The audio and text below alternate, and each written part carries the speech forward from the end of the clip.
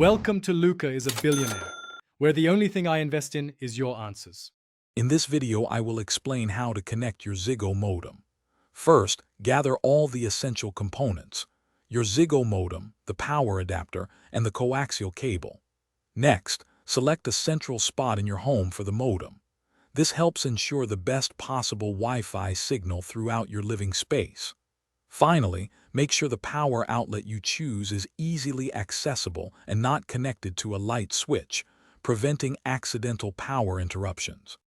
Now let's connect the cables. Take the coaxial cable and firmly screw one end into your wall outlet, then the other end into the cable and port on the back of your Ziggo modem. After that, connect the power adapter to the modem's power input and plug it into the wall outlet.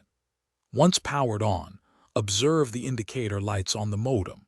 It typically takes about 5 to 10 minutes for these lights to become stable, indicating a successful connection.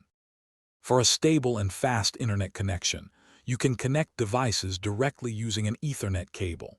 Simply plug one end of the Ethernet cable into any of the yellow LAN ports on the back of your modem.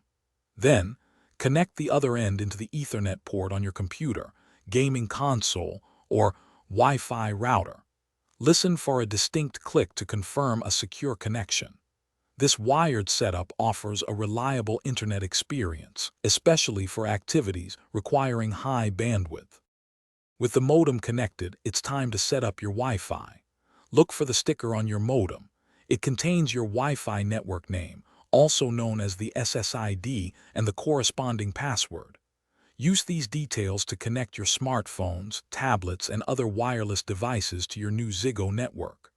Finally, open a web browser on a connected device and try visiting a website like google.com. If it loads, congratulations, your internet connection is fully active. Thanks for watching and please subscribe. It's the best investment you'll ever make.